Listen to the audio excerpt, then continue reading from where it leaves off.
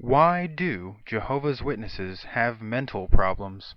Today we are looking at PhD Jerry Bergman's scholarly research on the subject. Scientific studies have concluded that mental illness among Jehovah's Witnesses far exceeds that of the general public. We're going to take a look at the scientific research.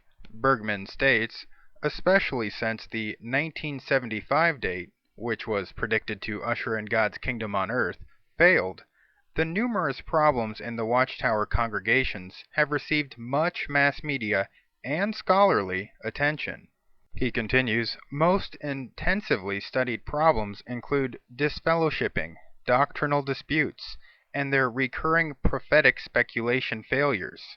Witness mental health issues have also been examined by many investigators. We're going to go over what Bergman describes as 8 academic studies which explored the problem of witness mental illness. The first study addressed is the Rylander study. In summary, of the 135 randomly selected cases, fully 126 were witnesses. Of these 126, Rylander diagnosed 51 as neurotic, 42 as psychotic, 32 as mentally retarded, and 5 as brain damaged. Some overlap exists because some cases were in 2 or more categories. Rylander also concluded from the subject's medical records and his interviews that their pathological state was not uncommonly evident before conversion, but that the WatchTower's influence was often detrimental to mental health, sometimes severely so.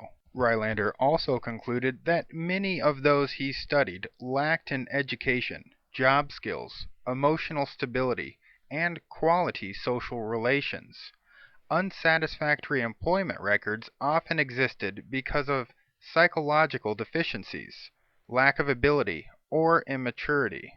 The second study addressed is the first American study. In summary, the level of witness psychosis in his sample was about 17 times higher than that for the population as a whole.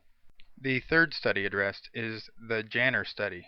In summary, a significant number of witnesses showed one or more of the following symptoms: high level of fear-anxiety, severe neuroticism, introversion, and/or social isolation tendencies.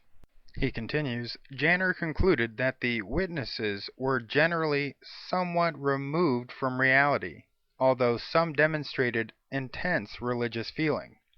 As found in other studies, the majority of the witnesses in his sample were unskilled or semi-skilled workers. He concluded that the mental illness rate among witnesses was far higher than the rate among non-witnesses.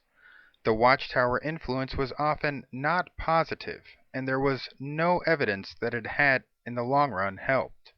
The fourth study addressed is Spencer's research. In summary, Spencer concluded that the rate of serious mental illness among this group of witnesses was 3 times higher than that of non-witnesses, and the diagnosis of paranoid schizophrenia was fully 4 times higher.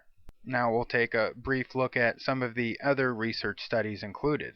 In summary, Montague states the mental illness rate of JWs is approximately 10 to 16 times higher than the rate for the general non-witness population, and that about 10% of the publishers, or full members, in the average congregation are in serious need of professional help.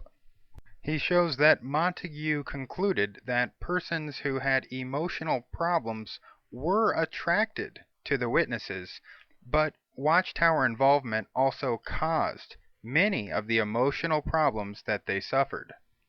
Next, Bergman briefly covers Potter. As part of his PhD thesis on religion and mental health, concluded that there exists a strong positive correlation between witness membership and clinical schizophrenia.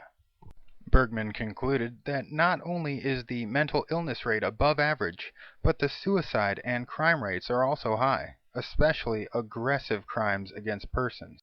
Witnesses commonly react to the research on their mental health by refusing to acknowledge its validity. They may cite the WatchTower's teaching that the Christian witnesses of Jehovah are the best oriented, happiest, and most content group of people on the face of the earth. Next, Dr. Bergman addresses why mental health problems are so great. He states the main causes for mental illness are 1. Change in policy, 2. That they are taught that their organization alone is specifically run by God, and 3. Prophecy failure. Next, the doctor goes over the way out. In summary, he states, some are fortunate though, and through intensive Bible study come to realize that the WatchTower is based on a misunderstanding of the Bible and a misreading of many select proof texts.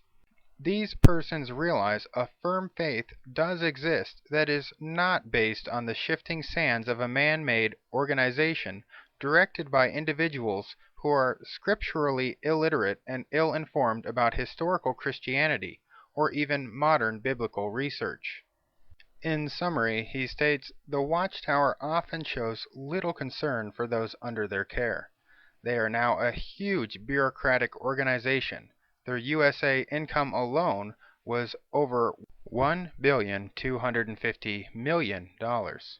He also points out that they have just completed a luxury complex in Paterson, New Jersey, own $1,000,000 chandeliers, and billions in real estate. Jerry Bergman's research is a valuable asset.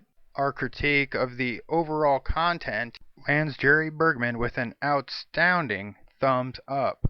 The WatchTower, of course, would like to silence doctors such as these in the case studies.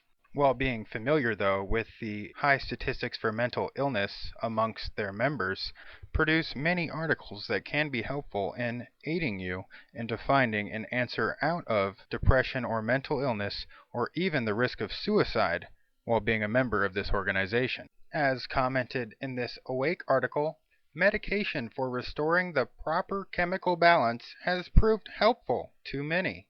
This government website reports that 52.7% of people found medication for depression extremely helpful or a lot of help. Another Awake article reports appropriate medication relieved her major depression. Know that your fellow Christians will understand. Reference to this Awake article, I have to take medication regularly for my problems with depression. My fellow Christians understand, though, and help me to cope. We also can reference another Awake article stating, medication. If a sufferer has difficulty sleeping or suffers anxiety, tension, or depression, a doctor may prescribe sedatives or antidepressants to ease these symptoms. Another Awake reports a debilitating depression must be taken to a professional because there may be a need for medication. We use medication in well over half of our cases, even with children down to 5 years of age. This great article in Awake reports, Irene's doctors tried a new antipsychotic drug. Where talk therapy and electroshock had failed, medication succeeded. Irene and thousands like her were able to leave mental hospitals and go home. In summary, we see an overwhelming amount of research in the area of mental illness and Jehovah's Witnesses. We also see through numerous Awake articles that medication might be the right answer for you. If you have questions, please see your doctor.